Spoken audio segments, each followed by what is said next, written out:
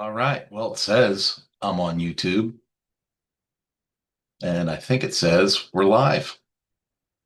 Well, that's I love when things work.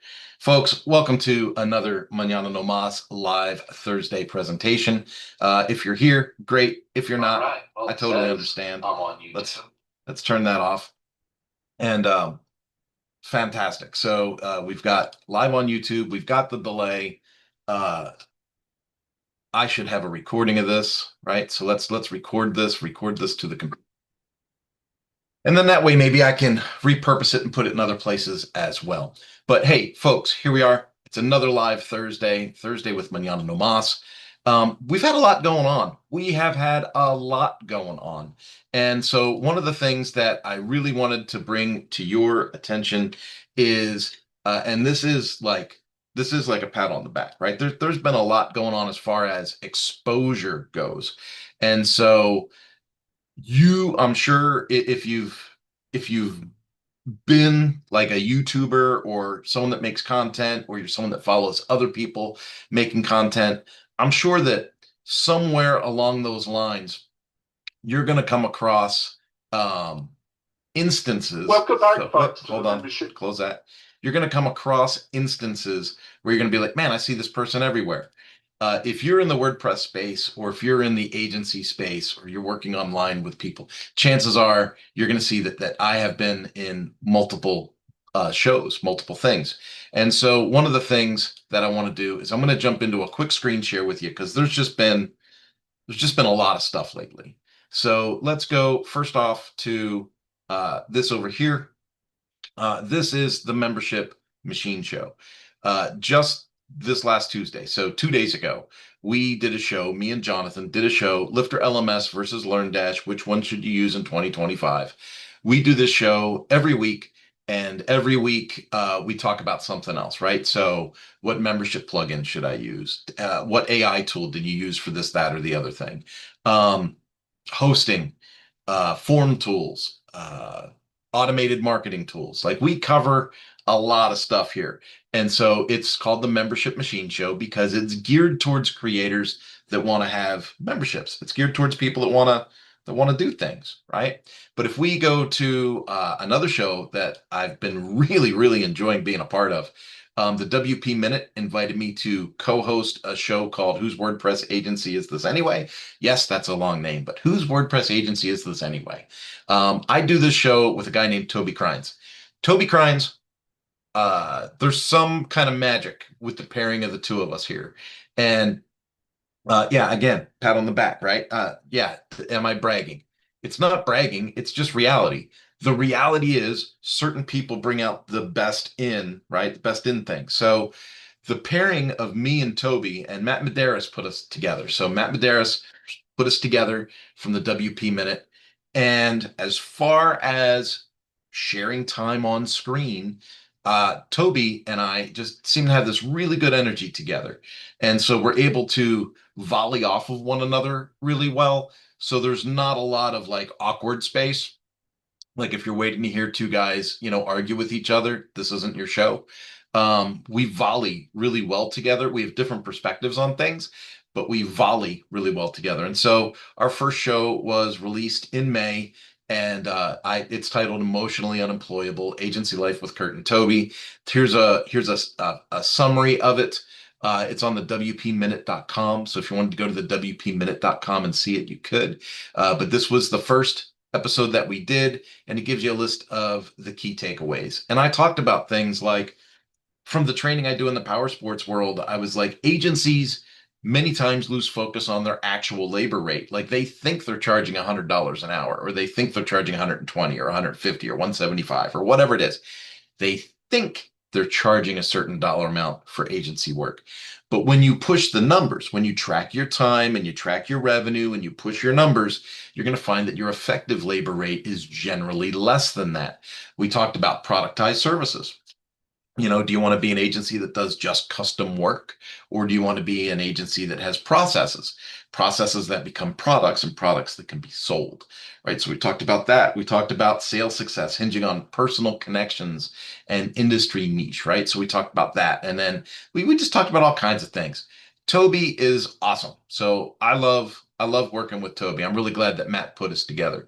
Now we've got the first 4 episodes out already. So we've got blueprints, burnouts, and better clients. This one was kind of cool because again, you can see the review, wpminute.com.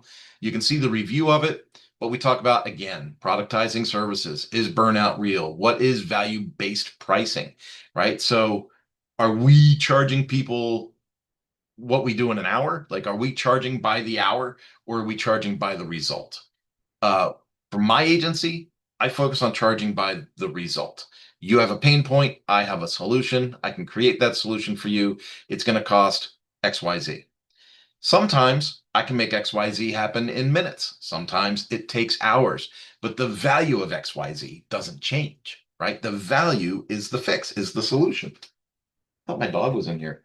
Anyway, the value is the solution, not the amount of time it took to make the solution. I find that when I work on the clock for certain people, um, the value often is not delivered in the same way, right? So if you're watching the clock as opposed to watching the result, sometimes the result's not what you want to get. Anyway, I digress. We talk about freelancers transitioning to agency owners. What does that look like, right? What would it look like to scale from being some dude working in his mom's basement to having an office somewhere? What does that look like? So we talked about that, client success, sales and marketing, boom, right? Next week came out and we talked about when easy WordPress gets tough, right? Everyone's always looking for the easy button. So again, you've got a summary here. And this in this episode, I disclosed my conversation at the high school when I said, "Hey, I spoke to 60 kids. Out of 60, two of them knew what WordPress was. None of them knew what open source was."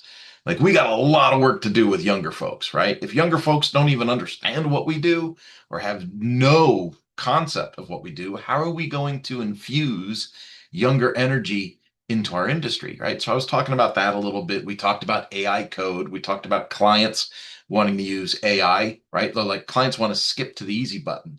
Instead of using the agency for everything, clients are like, oh, I'll just ask ChatGPT. And then they make something and then they break their website. So where does that fall? Is that maintenance? Is that another project to be sold? What is that, right? So we talked about that for a bit. And we talked about financial freedom and the idea of like where you live is part of the equation to that financial freedom. So we talked about that. Okay. And then the last show that's available now. Now we've got, I think, 5 or 6 of these still in the can. So we've recorded more shows, but the first 4 are already published. Again, wpminute.com. So you go to the wpminute.com. What's disappearing from WordPress?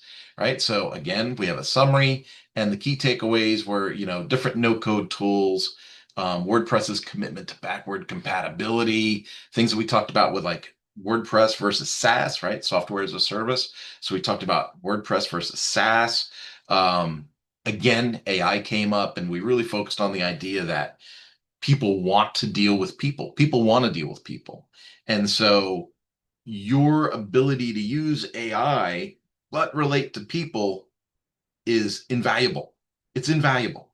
So communication skills aren't going away. Relationship skills aren't going away. If anything, they're becoming more and more and more important and more valuable. But you still have to understand AI and the tools, right? So what the average consumer wants or what they're going to want, right? Let's put our future hats on. What they're going to want more and more and more, what they're going to want is they're going to want an expert that understands how these tools work, but they don't want to use the tools themselves. Like this is getting confusing. Things are getting stacked. There's hundreds, if not thousands, of AI tools available. And so people, the average person, doesn't they don't want to get mixed up in this. What they want is a person. They want a relationship. They want a person. They want someone that can communicate with them on their level, that understands this stuff and can make the magic happen. And that's where the value is going to come from.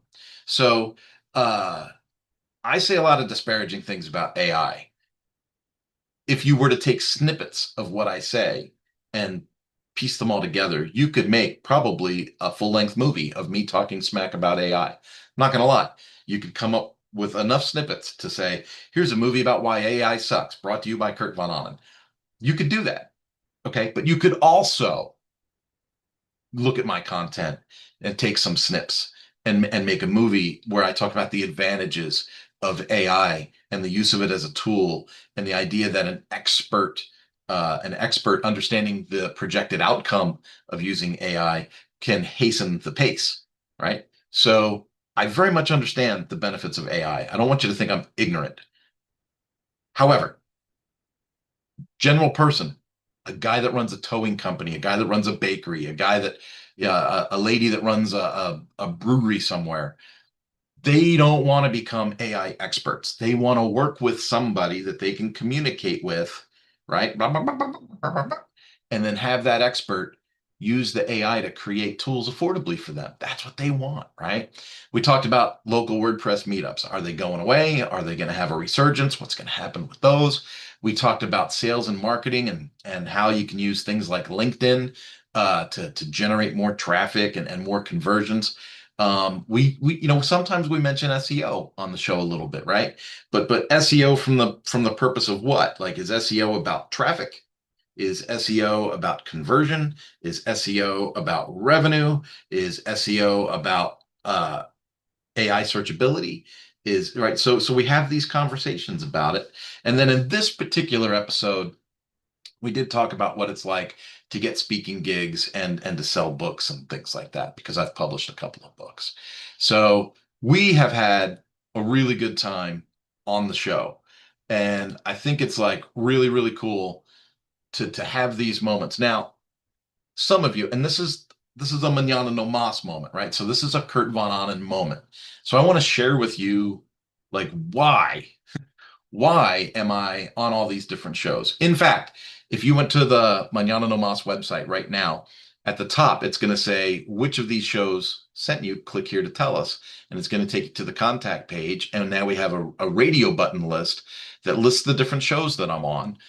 And I'm hoping that people begin to fill out that form and say, hey, what show caused you to visit my website? What show caused you to get interested enough to visit my website? You see, I looked at it this way. I had my own YouTube channel for a long time. I still have it. I have my own YouTube channel for a long time. I got a lot of videos on my YouTube channel.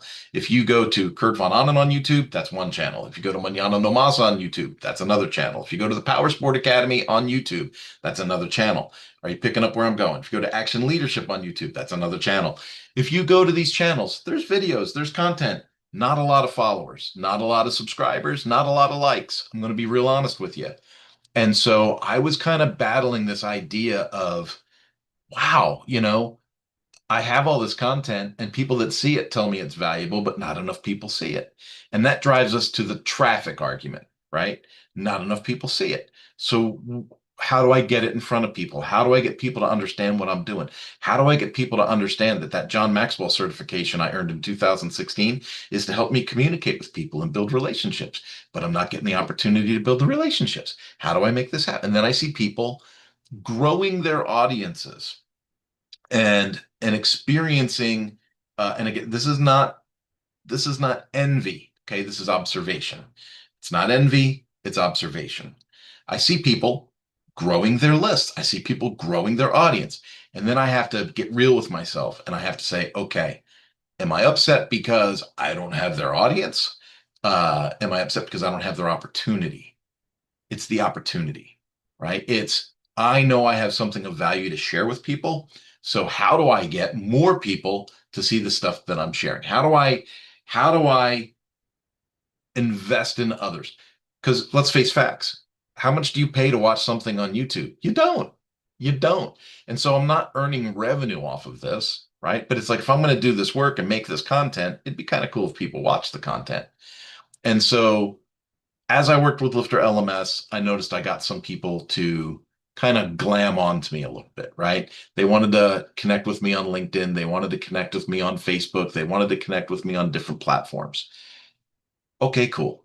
Then I started doing some work with Jonathan on the WP Tonic. And when I went to WordCamp, people recognized me as the Manana no Mas guy and as the co-host at WP Tonic. Okay, well, now I'm starting to see something.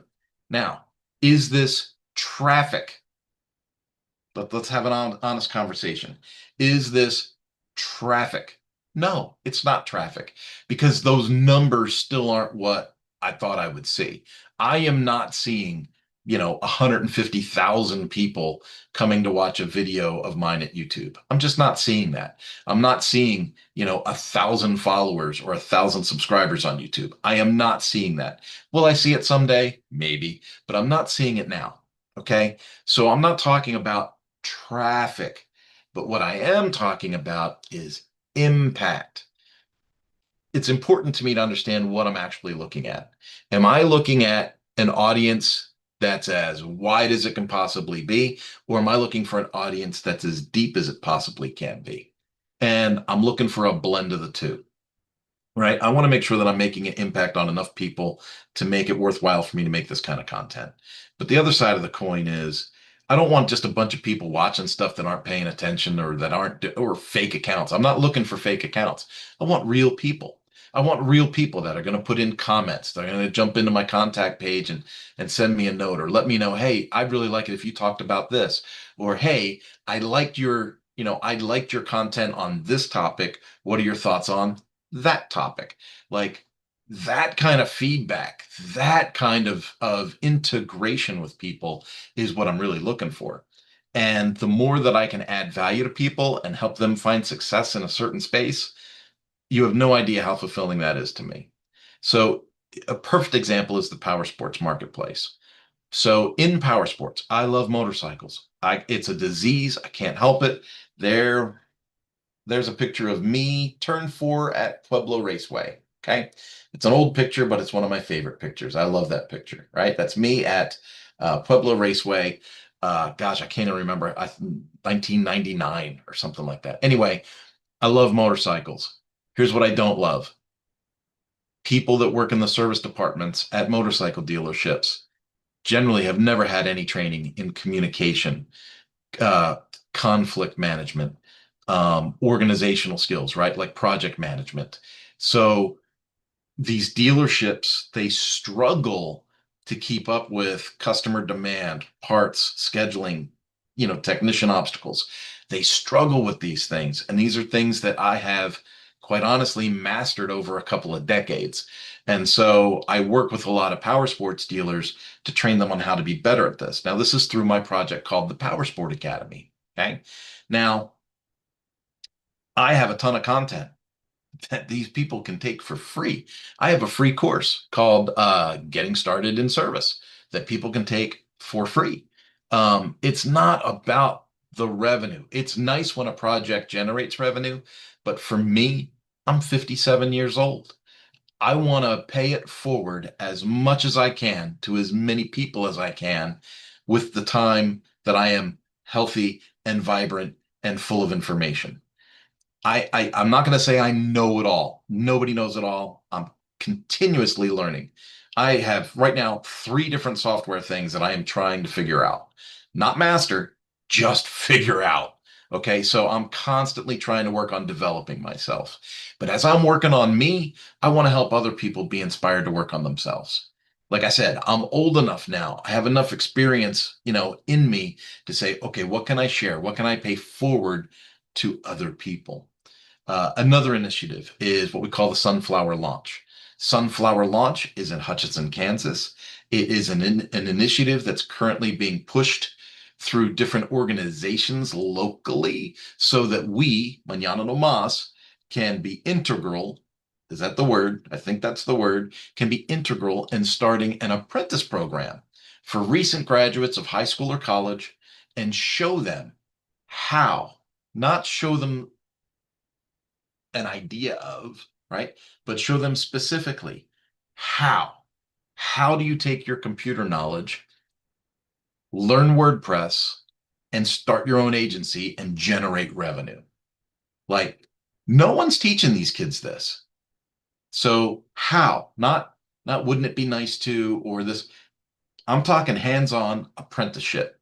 Attend the meetings with the clients, jump on the Zoom calls and see the communication, take the notes, learn how to negotiate, learn what a contract looks like for an agency, learn what project management software to use without going broke, to run a team of people to serve your clients and generate revenue.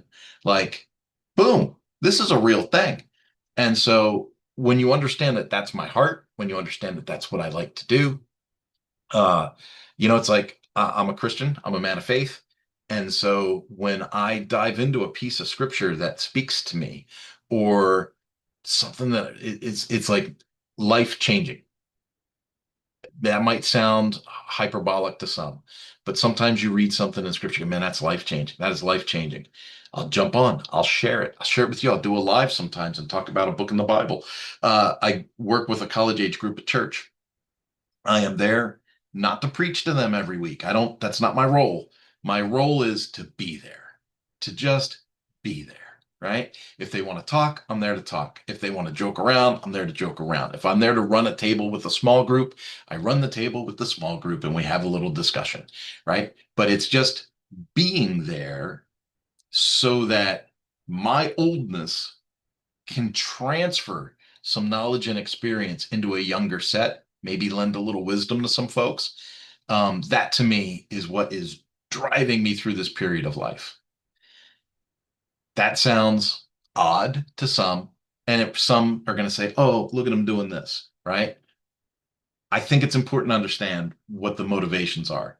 So when you see me going live on Thursdays like this, when you see me on the WP Tonic, the Lifter LMS, the WP Minute, the Manana No Mas, Arjan's podcast from the Netherlands, when you see me in all these spaces, okay, in the back of my mind, it is what value, what message am I going to deliver to the audience in this moment?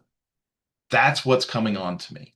And so I think it's like super, super important to recognize that, I'm not some crazy dude, right? Like that is the drive. The drive is what value, who's the audience, what value can I drive through that audience with the time, with the opportunity that I have right now. And so today you might be listening to this message and you're thinking, Kurt is off the rails today. He's just bragging about the shows he's on and talking about these things he does. Well, then here's the message for people that are like, what's the message today? The message is, how did Kurt get started?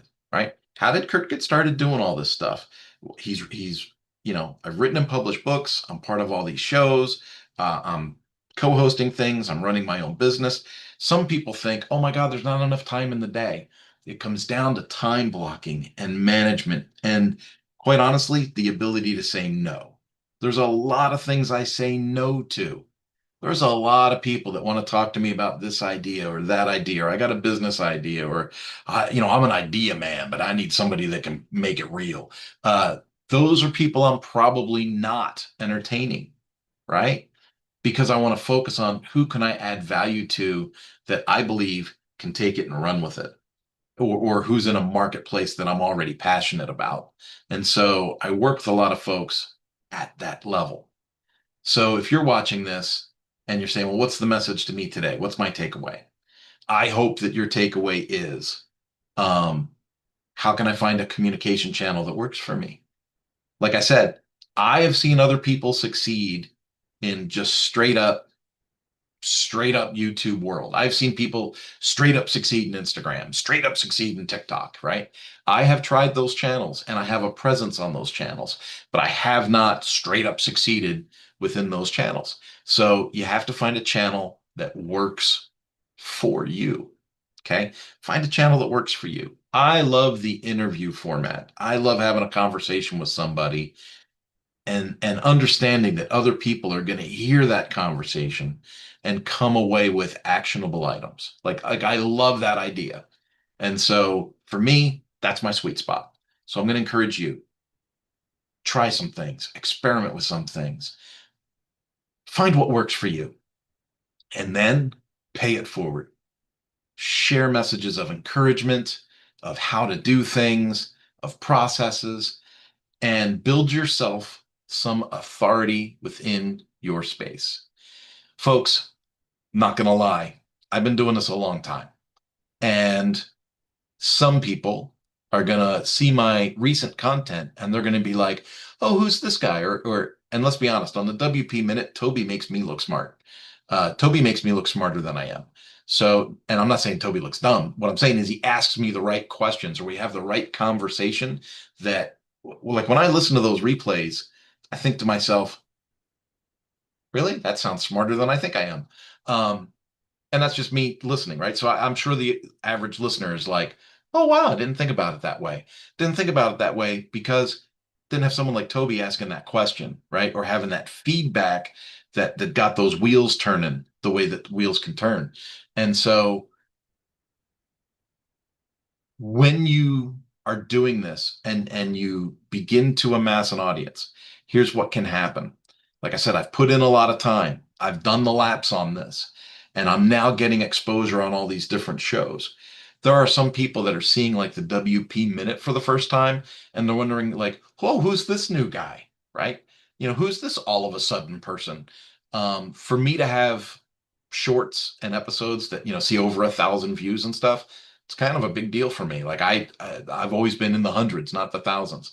And so when other people are seeing this, it's like, oh, who's this new guy all of a sudden, right? There's overnight success. Um, it's pretty funny. It's entertaining because this overnight success has been a decade in the making. And that part is really, really fun to think about. So folks, I want to encourage you, make the content, do the work, put it out there. There's going to be some people that say you're full of it, and then there's going to be some people that are nice. Focus on the folks that are nice. Try to take some feedback to get better at whatever it is you're producing or publishing. And when you come up with something that's decent, don't be afraid to share it and promote it and put it in an email blast and those kinds of things. You want to put that out there. You want to put that energy out there and say, this is what we do. This is what I'm all about. This is my communication. This is what I do. And if you're an entrepreneur running your own business, what better testimonial about you than your content? So if people are thinking about whether or not they want to do business with Manana No Mas, they can go to WP Tonic and see my comments there. They can go to Lifter LMS and see my expertise in the field right there, guiding other people that are building Lifter LMS sites. They go, oh, well, this guy's telling other people how to do it too. He must be the expert, right? That's what I want people to think. Kurt must be the expert. And go to the WP Minute, and they can see, oh, Kurt's talking about business ethics, and he's talking about doing the right thing. So hopefully, when people are considering doing business with Manana No Mas and they do a search for Manana No Mas or Kurt Von Ahnen, hopefully they come up with these content links. When they see these content links, it is a reassuring message that this is the place to come. This is the place to come, right? We don't ask for more money. We meet our deadlines. We run our team well, and this is the place to come. And in the end, you put in the work, it takes a decade or so, but then you get to be the overnight success everybody talks about. And that part's fun. That part's fun. Seeing the fruition of things, seeing the light at the end of the tunnel, that part is fun. So, folks, that's it for today. I've got to jump on the WP Tonic show in the next 15 minutes. So, have yourselves a wonderful Thursday. Finish up the week strong.